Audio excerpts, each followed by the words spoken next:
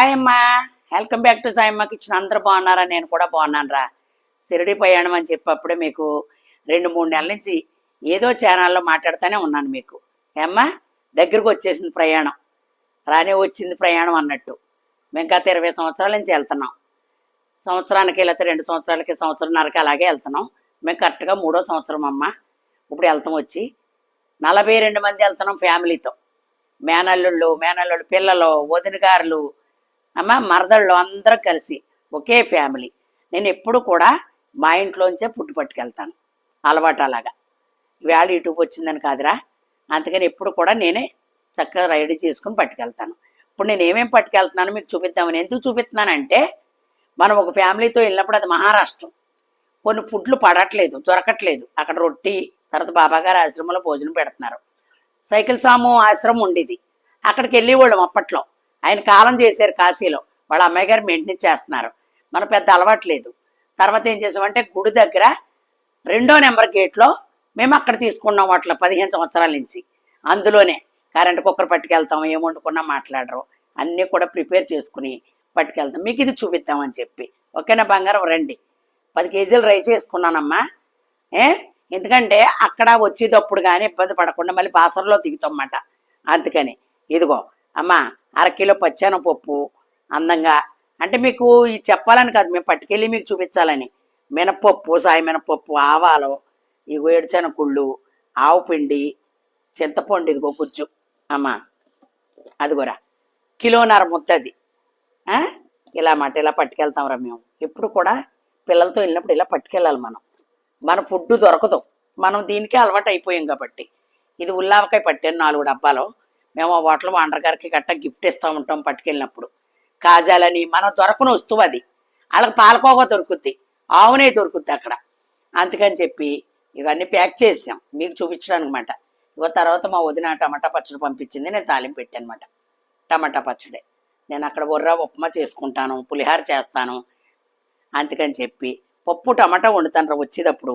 అందుకని చెప్పి ఇదిగో చింతపండు, ఇదేంటంటే ఎల్లుల్లిపాయ జీలకర్ర అందులో వేసుకుంటే స్మెల్ వచ్చేస్తాయని చెప్పి మళ్ళీ విడిగా వేపుకున్నాను. ఇది ఎక్కడికి ఇది ప్రాసెస్. ఇదిగో ఉర్రా ఉప్మా చేస్తాను, అక్కడ ఉప్పుడు పిండి, ఎండుమిరపకాయలు వేసి చక్కగా ఇదిగో వేపుకున్నాను. ఒక 1/2 కేజీ పెసరపప్పు మామూలుగా వేపేసుకున్నాను అనమాట. 1/2 కిలో ఎండుమిరపకాయలు అయిగో అలా వేపుకొని ప్రతిది కూడా కవర్లో కట్టుకోండి చక్కగా. ఏమ్మా, ఇదిగో 1/4 కిలో కరివేపాకు చక్కగా అలా నూనెలో వేపేసుకోండి. చిల్లుల గిన్నె ఉంటుంది, మన ప్రతిది కూడా వేపుకుని చిల్లుల గిన్నెలో పోసుకుంటే చక్కగా నూనె అంతా వాడిపోతుందన్నమాట. చూడండి అక్కడ. ఇప్పుడు ఇవన్నీ అక్క కవర్లో కడతామట ప్యాకింగ్. ఇదిగో ఎండు కొబ్బరి పొడి తెచ్చింది, కిలో పౌడర్ ఇదిగో ఇందులో ఉంది. ఏమ్మా, అంటే మనం ఉప్పుడు పిండిలో వేసుకుంటే బాగుంటుందని చెప్పి. పచ్చి కొబ్బరి ఆగదు కదమ్మా అక్కడ, అందుకని ఎండు కొబ్బరి తెచ్చుకున్నమాట. మనం ఎందుకంటే ఫుడ్ ఫ్రీలు, ఆంధ్ర అంటేనే ఫుడ్డు. మనం పట్టుకెళ్ళాలి ఎక్కడికైనా వెళ్ళినప్పుడు. సిగ్గు అనుకోకూడదు, బలుబు అనుకోకూడదు. ప్రతిది కూడా పిల్లలతో వెళ్ళినప్పుడు చక్కగా అన్నీ పట్టుకెళ్తేనే.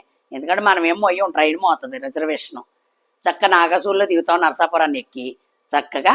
ఏమ్మా, అందంగా ఇంకా కూడా నేను ఇంకా తయారు చేసి అన్నీ కూడా మీకు చూపిస్తాను. ఎందుకంటే ఇలా చూపించడం వల్ల ఒక ఐడియా ఉంటుంది.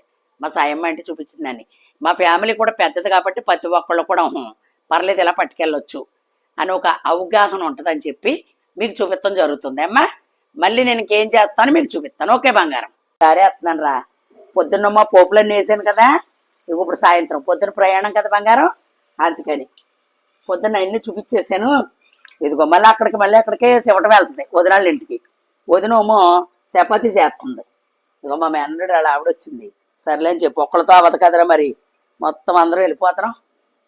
అదిగో ఆవిడ ఇలాగ హాట్ వాటర్ కలిపి అందులో వేసుకుంటానమ్మ, తాలింపుతోను చక్కగా పెరుగులో అందులో వేసుకుంటాను. మరి అన్నీ ప్రిపేర్ చేస్తున్నారు. ఇందాక గారెలు కూడా చేసిందమ్మా. ఇదిగో మళ్ళీ మా అత్తయ్య వాళ్ళ ఇంటికి వచ్చాను, చపాతీలు చేస్తున్నారు ఇక్కడ.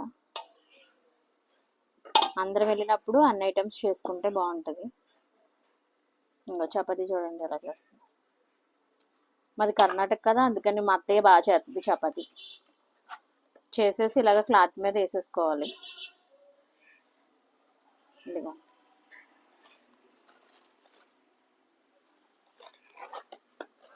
ఏమేమి వేసావత్తా ఇందులో? నూనె, ఉప్పు, నీళ్ళు. నూనె, ఉప్పు, నీళ్ళు చన్నీళ్ళేనండి. చన్నీళ్ళే. జొన్న రొట్టె కూడా బాగా చేస్తుంది మా అత్తయ్య. జొన్న రొట్టెలు వేడి నీళ్ళతో చేస్తారా? గోరువెచ్చని నీళ్ళతో.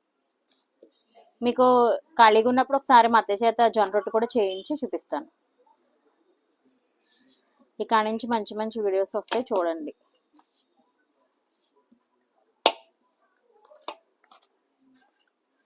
కొంతమందికి చపాతీ చేయడం సరిగ్గా రాదు, చాలా ప్రాక్టీస్ గా చేస్తున్నారు. చూడండి చాలా నీట్ గా చేస్తారు. జొన్న రొట్టె కూడా ఇలానే చేస్తాం మా అత్తయ్య.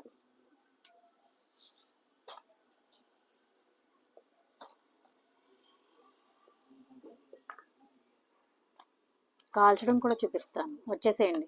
చపాతీ కాలుస్తుంది, ఇదిగో.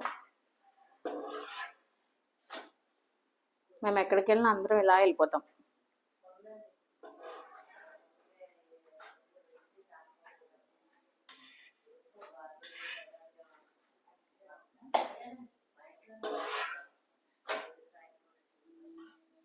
షిరిడి వెళ్తున్నాం అండి. ఇంకా చపాతీ చేస్తాం.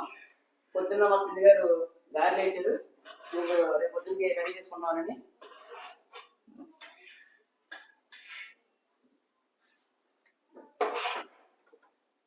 మా అక్కళ్ళు కూడా ఇదిగో చపాతీ చూడండి ఎంత బాగా కలుస్తుందో. మా అక్కని అత్తమంట తిట్టేస్తుంది మా అత్తయ్య. చపాతీ కాల్చడం రాదని చెప్పుద్ది. సారీ, మేము ఇలానే ఫన్నీగా ఉంటాము. ఇలాంటి మంచి మంచి బ్లాగ్స్ ఇంకా వస్తాయి, చూస్తూ ఉండండి. ఇదిగో మా అన్నయ్య. నాకు వదిన అవుతుంది, కాకపోతే అక్క అని పిలుస్తాను. హాయ్. మనం చపాతీ చేసేసినప్పుడు ఇలా ఆరబెట్టేసుకున్నాం అనుకో, చాలా బాగుంటాయి. అంటే తడి తడిగా ఉండకుండా ఆరిపోయిన తర్వాత కవర్లో పెట్టుకుంటే చాలా బాగుంటాయి. మేమైతే ఇలానే చేస్తాము. ఎక్కడికైనా వెళ్ళాలనుకున్నప్పుడు చపాతీ పిండి నైట్ కలిపేసుకుని చక్కగా చేసేసుకుని ఇలాగా ఆరబెట్టేసుకుంటాం అన్నమాట. అప్పుడు మనకి వాటర్ కింద అలా చెమ్మచెమ్మగా ఉండవు, ఆరిపోయి చాలా బాగుంటాయి. నెక్స్ట్ డేకి ఇంకా బాగుంటాయి. ఓకేనా అమ్మా? చక్కగా చూడండి. ఇదిగో ప్రిపేర్ కరెక్ట్గా 1:30కి లేసాం. కరెక్ట్గా ఇప్పుడు 5 అయిపోయినట్టుంది టైం అమ్మ. ఇక ఇలా చదువుకున్నాం. ఎందుకంటే డబ్బాల్లో గట్ట ప్యాక్ చేయాలంటే మళ్ళీ లగేజ్ ఎక్కువైపోతుందిరా. మంచి సలహా ఇచ్చారు అంకులు. అవి అలా కవర్లో పెట్టుకున్నమాట. ప్లాస్టిక్ కవర్లో పెట్టారని మళ్ళీ కామెంట్లో చెప్పకండి అమ్మ. శుభ్రంగా కడిగి చక్కగా ఆరబెట్టుకుని పెట్టుకున్నాం. ప్లాస్టిక్ వాడకూడదు అంటారు, తప్పదు ఏమ్మా. ఇది ఇలాగా ఏది ఈ ఫ్యామిలీకి మాకు మళ్ళీ రైల్వే స్టేషన్ కాడి నుంచి వెళ్ళిన కాడి నుంచి నాగాసూలు వరకు ఒక వీడియో చేస్తా, చక్కగా చూడండి. ఎందుకంటే మా ఫ్యామిలీతో మేము అందరం కూడా వెళ్ళినప్పుడు అప్పటికి నాకు యూట్యూబ్లు గట్ట లేవురా, టచ్ ఫోనే తెలీదు. మరి మీ అందరూ ఆదరణ వల్ల చక్కగా ఇంతవరకు యూట్యూబ్ని ఇంతవరకు తీసుకెళ్తున్నారు. కాబట్టి ప్రతిదీ మా కుటుంబంలో మంచిగా షేర్ చేసుకోవాలి. ఇదిగో మా చెల్లి వచ్చేసింది. ఏమ్మా హాయ్ చెప్పు చెల్లి. ఏమ్మా చక్కగా చూసి ఈ వీడియో వదులుతాం, చక్కగా చూడండి.